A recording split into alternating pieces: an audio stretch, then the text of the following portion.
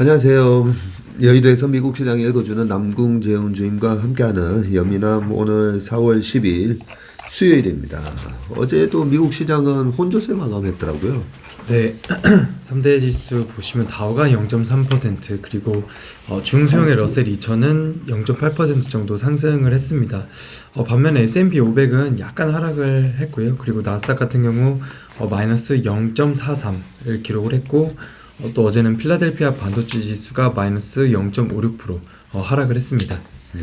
그리고 업종별로도 보시면은 IT가 어제는 1% 넘게 하락을 했고 커뮤니케이션도 한 0.4% 정도 하락세를 보였습니다. 반면에 다른 업종들 한 9개 업종들 중에서 한 에너지 섹터가 어제 한 0.9% 정도 올랐고요. 또 금융도 0.85 그리고 소재 0.7 정도 올랐고 이외의 다른 섹터들도 대체로 좀 강세로 마감을 했습니다. 네, 뭐 IT랑 커뮤니케이션 빼고는 다 네, 올랐네요. 그렇습니다.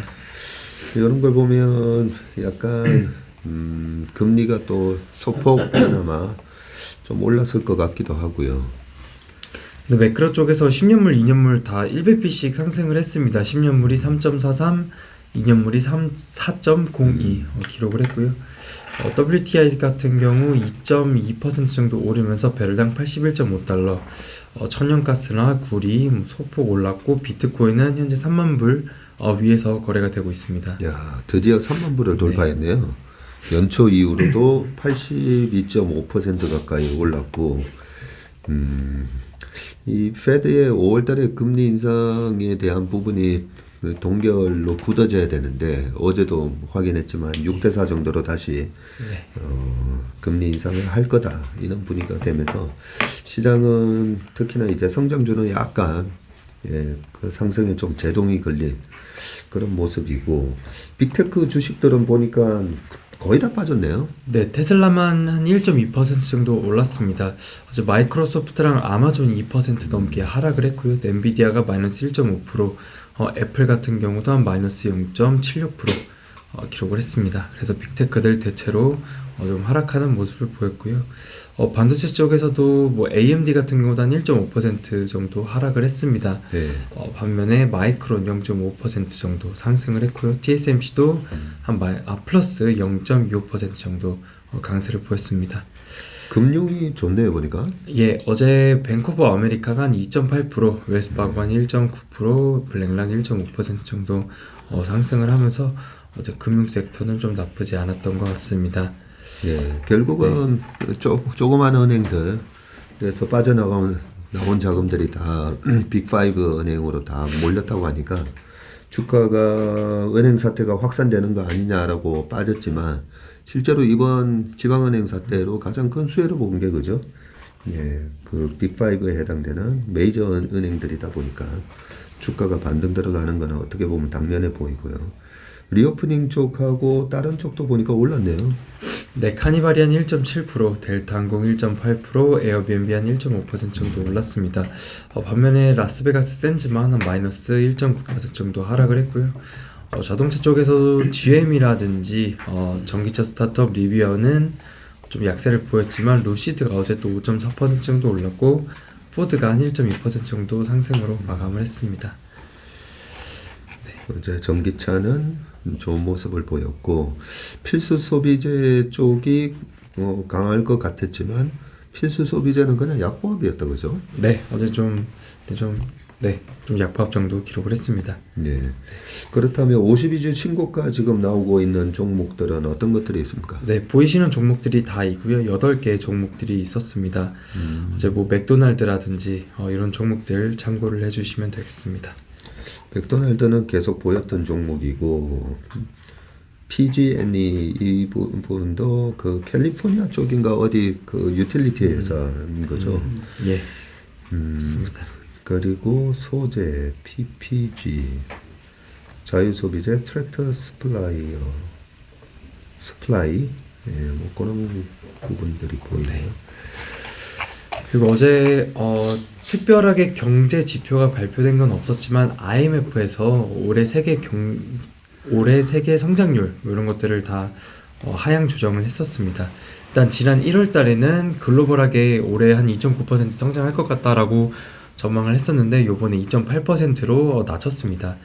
여기 사진 1번을 같이 봐주시면 되는데 가장 왼쪽에 글로벌 성장률이라고 해서 네, 올해는 2.8%, 내년에는 다시 오르면서 3%를 전망을 하고 있습니다. 그리고 또 24년에는 3%라고 얘기를 했는데 인플레가 여전히 높고 금융 불안에 노출이 되어 있다. 빠른 금리 인상에 따른 부작용이 있다. 뭐 이렇게 얘기를 했습니다. 여기 표 보시면은 미국 성장률을 올해 1.6%, 내년에 1.1% 전망을 했고요.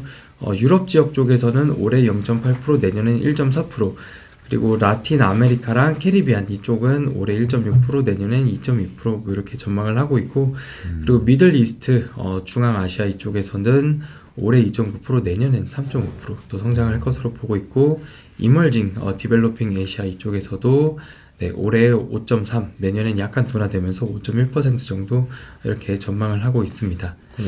네, 이 표에는 없지만 중국 성장률을 따로 보면은 네. 올해는 5.2%, 내년에는 4.5% 이렇게 전망을 하고 있고요. 그리고 대한민국의 성장률은 올해 1.5%, 내년에는 2.4% 이렇게 또 전망을 하고 있습니다. 네.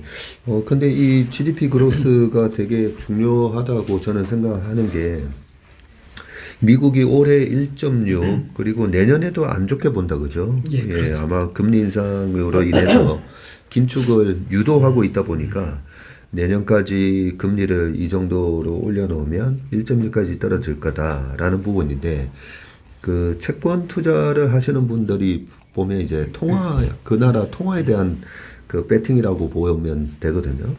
그런데 그 나라 통화는 이 GDP 성장하고도 많이 연관이 돼 있기 때문에 결국은 이제 성장이 있는 곳으로 돈이 이제 가게 되고 침체가 있는 곳으로는 아무래도 도망을 나오게 돼 있기 때문에 내년에 미국은 올해보다도 또 계속 성장률이 둔화되는데 네. 예, 글로벌하게는 24년도가 올해 2.8에서 3.0으로 높아져요. 네. 그죠? 그리고 특히 방금 한국 올해보다도 내년이 좋다라고 돼 있으니까 워낙 약세 현상이 지금 무역 수지가 13개월 연속 적자가 나면서 워낙 약세의 원인이 되고도 있긴 한데 한편으로는 달러 약세, 원화 강세 현상이 올 연말까지는 계속 지속될 수 있겠다 이런 생각이 잠시 들었습니다.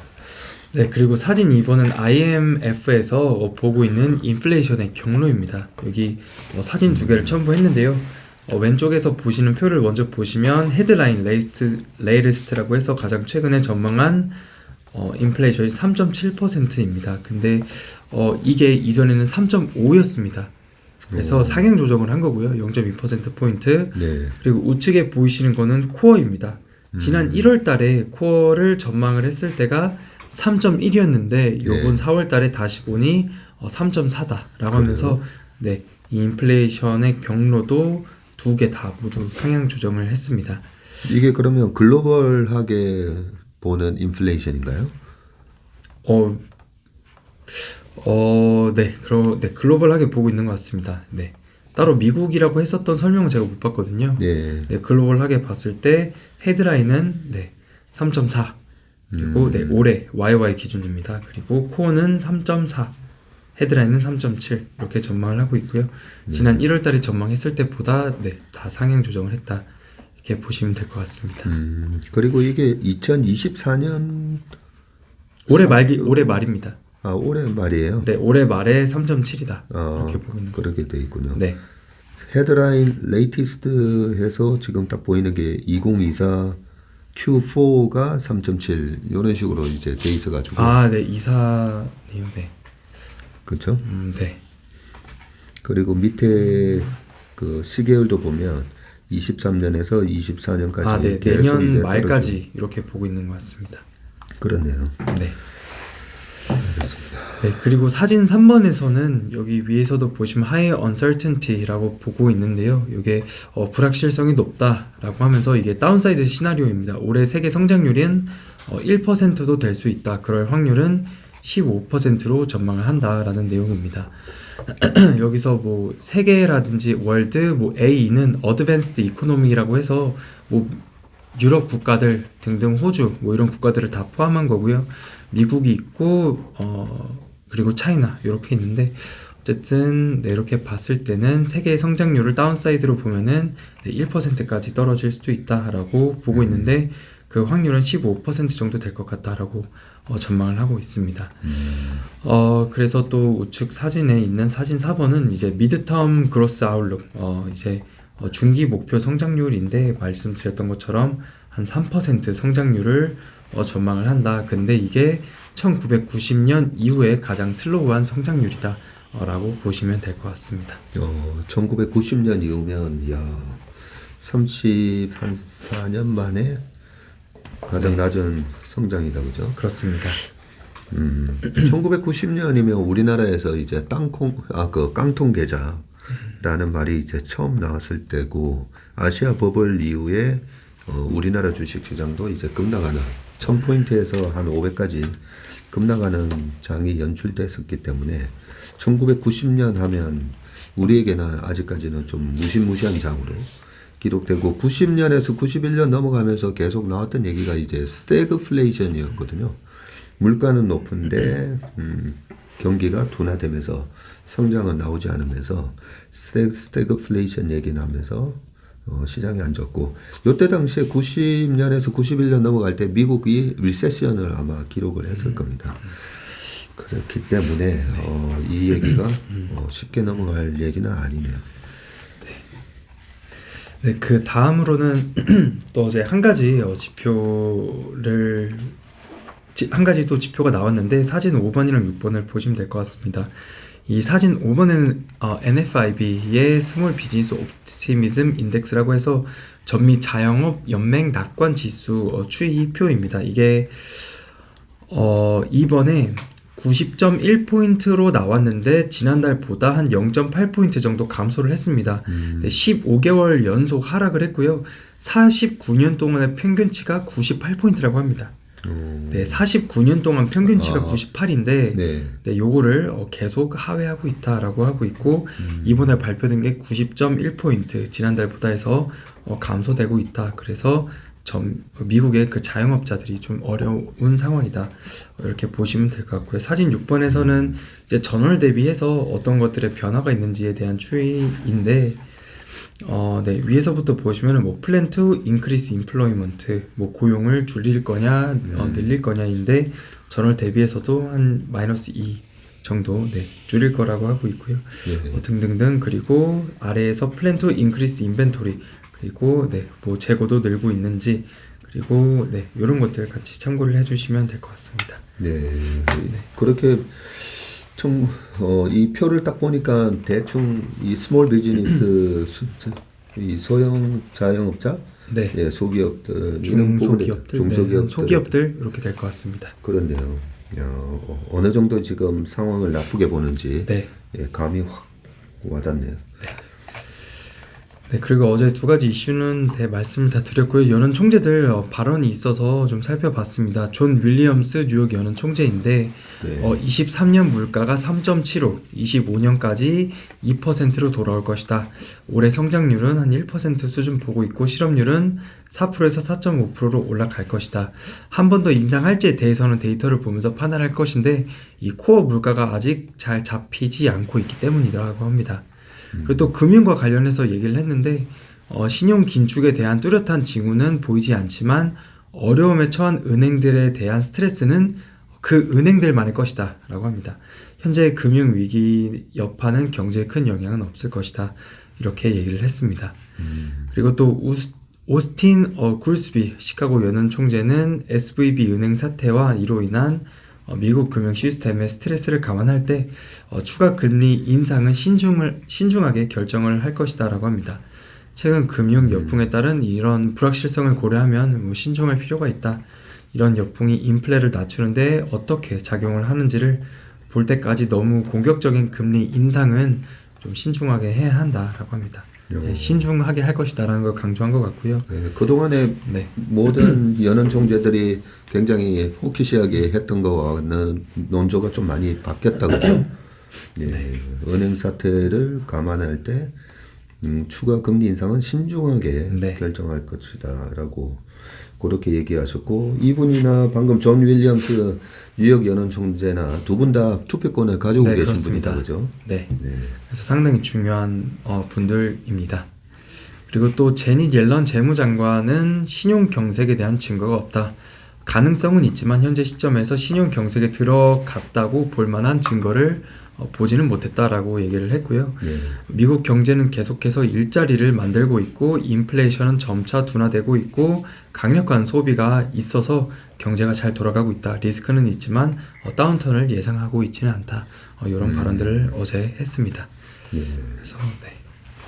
그래도 중요한 얘기를 해줬다, 그죠? 신용 경색에 대한 증거는 없다라고 네, 단호하게 얘기했고 미국 경제는 계속해서 일자리를 창출하고 인플레도 점차 둔화되고 있다라고 또 얘기를 했고 그리고 소비가 위축되지 않고 여전히 강력하다. 네. 예, 그런 얘기도 또 해주셨네요. 그렇습니다. 네, 그럼 아래서 특징 종목 좀 말씀드리겠습니다. 먼저 테슬라인데요. 테슬라보다 사실 일론 머스크인데 트위터 회사의 이름을 X로 바꿨다고 합니다. 트위터는 지난달에 이 SPC인 X 코퍼레이션이 있다고 해요. 이 X에 흡수 합병이 되었는데 이 X는 머스크가 지난달에 세운 회사라고 합니다. 자본은 한 200만 달러의 페이퍼 컴퍼니인데 네, 이쪽으로 흡수 합병이 되면서 회사 사명이 X로 바뀌었고요. 그래요? 네, 약간 시장에서는 이번 조치로 인해서 머스크가 뭘 하고 싶은지에 대해서는 아직 불분명하다. 과거에 머스크는 트위터를 모든 것이 가능한 슈퍼앱, 에브리띵 앱이라고 뭐 만들고 싶다라고 네. 말을 했었다라고 합니다. 그리고 또 스페이스 X, 이 우주 회사에도 X가 들어가거든요. 그래서 뭐 앞으로 이런 것들로 뭘 하고 싶은지 좀 더 네, 업데이트 되면 더 말씀을 드리도록 하겠습니다. 트위터를 혹시나 또 오픈 AI의 챗GPT처럼 그렇게 만드는 거 아닌가 모르겠어요. 그렇게 만들면 되게 많이 사람들이 사용할 것 같기도 한데 그게 뭐 그냥 또 되지는 않을 거니까요. 그리고 알리바바 뉴스인가요? 네, 알리바바인데요. 여기도 챗 GPT 스타일의 생성 AI 이 시스템을 출시를 했다고 합니다. 이 이름이 통리 첸웬이라고 하는데요. 영어와 중국어 기능을 갖추고 있고 이 초기에는 직장 그 메시지 앱인 뭐 딩톡 그리고 스마트 스피커 시스템인 티몰진의 기능이 추가될 것이다라고 합니다. 직장 내에서 커뮤니케이션을 좀 더 효율적으로 할 수 있고 이메일을 작성하거나 비즈니스 제안서를 작성할 때 초안까지 다 만들어준다고 합니다. 그리고 또 추가적으로 뭐 운동을 한다든지 그리고 건강 식단 그리고 노래 추천 등 이런 것들도 다 할 수도 있다라고 하고요. 알리바바에서도 그 네, 마이크로소프트처럼 챗GPT 이런 것들을 출시하고 있습니다. 네. 이게 이런 거 보면 꼭 마이크로소프트만 하고 있었던 게 아니라 그죠? 네. 예, 전 세계의 이 플랫폼 기업들은 보면 다들 이렇게 준비를 하고 있었나 봅니다. 그리고 구글 같은 경우는 회사에서 이제 거의 팬데믹을 사실상 종료를 선언을 했다고 합니다. 빌딩을 출입할 때 백신 의무 그런 규정들이 있었는데 이걸 폐지를 했는데 기존에 작년 12월에 보시면 임직원 의무화 및 그것을 이행하지 않으면 해고 조치를 했었다고 합니다. 네, 그 CFO였나 그 분이 회사 이메일로 네. WHO가 팬데믹을 선언한 지 3년이 지났고 세상은 이제 뭐 다른 위치에 있다. 이제 대부분의 사람들은 어느 정도 수준의 면역력을 갖고 있다라고 합니다. 그래서 네, 구글은 이제 팬데믹 이런 것들을 거의 사실상 종료를 사내에서 자체적으로 선언을 했다고 합니다. 네, 그리고 이어서 워런 버핏 니케이에서 인터뷰를 했다고 하는데요. 지난해 7월달에서 9월달 이 TSMC 지분을 41억 주 매입을 했는데 이후 작년 연말에 한 86% 정도 매도에 대한 배경을 설명을 했습니다. TSMC는 경영이 우수하지만 자본을 다른 투자할 곳을 찾았다라고 합니다. TSMC 뭐 투자를 했었었는데 지정학적 리스크에 대한 부담이 있지 않았을까 이렇게 약간 시장에서 추정을 하는 것 같고요. 버핏이 일본 주식 투자에 대해서 검토를 했다라고 합니다. 작년 8월 미쓰이, 미쓰비시, 스미모토, 이토추, 마루베니 이런 일본 주식들에 대해서 한 5개 주식 네, 한 5% 정도씩 매입을 했고 최근 지분율이 한 7.4%까지 확대가 됐습니다. 그래서 지금은 이런 5개 주식을 가지고 있고 지분을 늘리고 있는데 향후에도 일본 쪽으로 좀 투자를 할 수 있을 것 같다라는 내용이 어제 또 있었습니다. 그렇군요. 네. 사실 잘 모르겠어요, 그죠? 예, 일본 상사에 대한 네. 주식 투자가 유가가 올라갈 걸 알고 어떻게 보면 이제 커머디티에 대한 배팅이다. 네. 네, 그런 부분도 있고 여기서 지금 지분을 확대한 걸 보면 이 부분이 약간 엔화에 대한 배팅인가 뭐 그런 생각도 들고 근데 통화에 대해서 워런 버핏이 그렇게 투자하지는 않으니까요, 그죠? 네. 네. 그래서 네, 특징 종목은 다 말씀을 드렸고요. 또 마지막으로 오늘 밤에 미국 시장 10시 반에 열리고 1시간 전인 9시 반에 CPI가 발표가 됩니다. 헤드라인이 5.2 그리고 네, 2월 달에 6%였거든요. 네. 그리고 코어 CPI가 5.6% 그리고 소폭 0.1% 포인트 그죠? 증가하는 걸로. 네, 그렇습니다. 2월 달이 5.5, 3월 달을 5.6으로 전망을 하고 있습니다. 네. 그래서 일단 헤드라인은 네, 크게 좀 둔화될 것으로 전망을 하고 있지만 코어는 2월 달보다 약간 올라가지 않을까 시장에서 이렇게 좀 전망을 하고 있고 장시장 1시간 전에 발표가 됩니다. 장 시작 전에 발표가 네, 되군요. 그렇습니다. 그래서 우리나라 시간으로 9시 반인가로 돼 있는데 네, 맞습니다. 드디어 또 CPI 발표가 나오고 이 CPI 때문에 작년에 그렇게 페드가 공격적으로 금리를 올렸었고 지금도 5월 6일 날 있을 FOMC 회의에서 네. 이 CPI가 또 중요하게 작용을 할 거니까요. 어떻게 나오는지 한번 볼 필요가 있을 것 같습니다. 뭐 5.1 보는 데도 있었어요, 그죠? 네. 5.1 보는 데도 있어요. 지금 이게 블룸버그는 5.1로 나오거든요. 아, 네. 블룸버그는 또 5.1로 예, 나와요. 어디 인베스팅. 인베스팅닷컴. 네. 예. 약간 차이가 있긴 한데요. 예. 대체로 한 5.1, 5.2 정도 되는 것 같습니다. 일단 그 시중에서는 5.2를 컨센서스로 또 얘기들 많이 네. 하는 것 예, 같으니까 예. 5.1로 나오면 그죠? 예. 사람들이 또 조금 환호할 것 같습니다. 알겠습니다. 오늘 밤에는 CPI를 또 주목해야 될 것 같습니다. 네. 네, 오늘 예민한 순서는 여기까지 하겠습니다. 고맙습니다. 네, 감사합니다.